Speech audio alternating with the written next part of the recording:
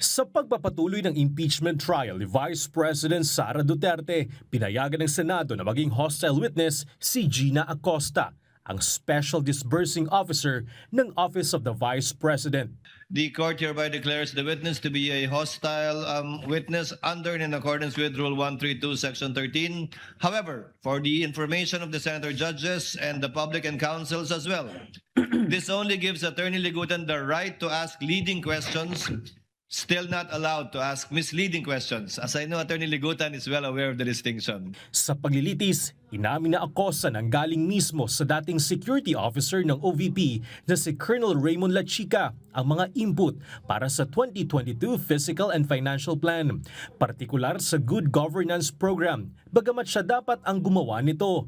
Kabilang sa mga programa ang libreng sakay, financial at medical assistance at iba pang serbisyo. May mga pag-aaral ba o pagsasaliksik na ginawa ang iyong opisina to come up with the program?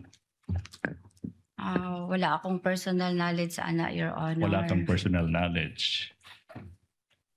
May proseso ba o criteria na ginamit to select of all programs, good governance programs? Wala po.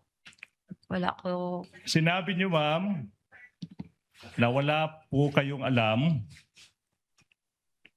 wala kayong personal knowledge, kasi po, hindi naman po ikaw yung nag-identify ng mga programa tsaka mga activities na nakasulat sa 2022 Fiscal and Financial Plan. Tama po ba? Tama po, Your Honor. Tama, Your Honor. In fact, ma'am, you will admit, confirm, na noong November 25, 2024, yung pagdinig ng Committee on Good Governance and Accountability, you merely ask a security officer, Colonel Lachica, what to state in the Fiscal and Financial Plan as confidential activities in relation sa paggamit ng Office of the Vice President ng confidential funds. To aid your memory, Your Honor, please, we are showing on the screen, a portion of the transcript of the Committee on Good Government and Accountability hearing, November 25, 2024, where sinasabi ng witness that all information that will be reflected in the Fiscal and Financial Plan of the Office of the Vice President, which she prepared, galing lang sa isang security officer, si Colonel Lachica. Siya po ang nagbigay sa akin ng inputs, Your Honor, o mga guidelines po, Your Honor, kung ano po ang mga activities in relation po sa pag-conduct po ng confidential operations Okay. or activities. Sinita naman ni Senator Judge Erwin Tulfo ang pagbagal ng paglilitis. Mr. President, I have here the transcript of the hearing in Congress. Hindi ko po maintindihan bakit parang dito hirap na hirap po siya magtagalog when in fact sa Congress po noong November, Tagalog naman po ang sagot niya. Mr. President, tama na po itong panluloko sa atin. Please, Mr. President, compel this witness to talk in Tagalog. Kahit po yung mga Bisaya po nakaintindi ng Tagalog, nakakasalita ng Tagalog, ano tayo sa ibang bansa? Ano tayo, mga Hapon, mga Chinese? I know, Miss Witness, you can understand Tagalog, you can speak Tagalog dahil nandito po ito. Ilang pahina po ito.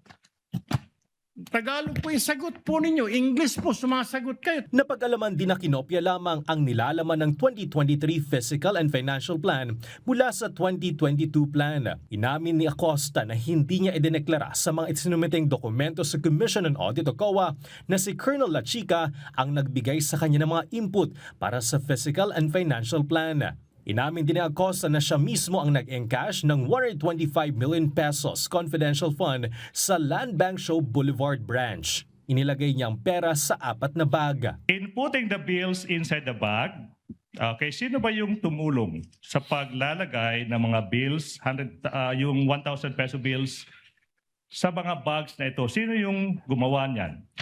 Ako po, Your Honor, ang naglagay ng mga pera sa bag. Alright. May membro ba ng VPSPG na tumulong sa iyo sa paglalagay ng mga bills na yan sa bag? Wala, Your Honor. Ayon kay Acosta, ibinigay niyang nasabing halaga kay Colonel Lachica sa utos umano ni Vice President Duterte.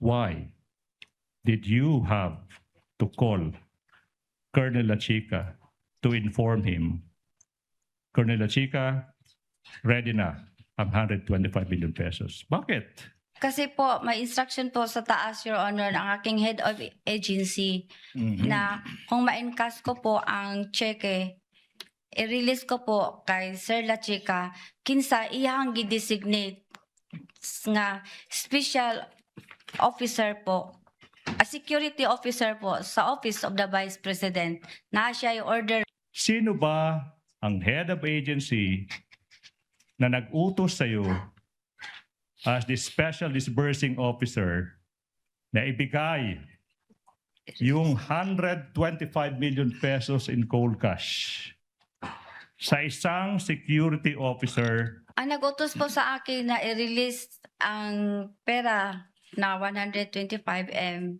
sa security officer na si Colonel Lachica ay si Ma'am Sara Duterte. Tinanong naman ni Presiding Officer Chis Escudero si Acosta kung bahagi ba ng tungkulin ng isang security officer ang pagtanggap ng confidential funds. Bahagi po ba ng trabaho ng security officer ayon sa joint circular ang tumanggap ng confidential at mag-implement ng confidential funds? Siya po ang may alam, siya po ang eksperto, Your Honor, sa pagpatupad po ng confidential operation and activities, Your Honor. Kasi siya po ang may access when it comes to national security, Your Honor. Ayon po kanino, ma'am? Ayon sa joint circular, ayon sa interpretasyon nyo, ayon sa utos sa inyo? Ayon po sa joint circular, Your Honor. Saan po sa joint circular? Alam niyo po? At saka ayon po sa utos ng head of agency. Samantala, hindi na natuloy ang pagtistigo ni Marivic Pareja, Director ng House Legislative Information Resources Management Department, matapos pumayag ang depensa na stipulate ang mga dokumentong ihaharap sana sa paglilitis. Bernard Ferrer, para sa Bayan.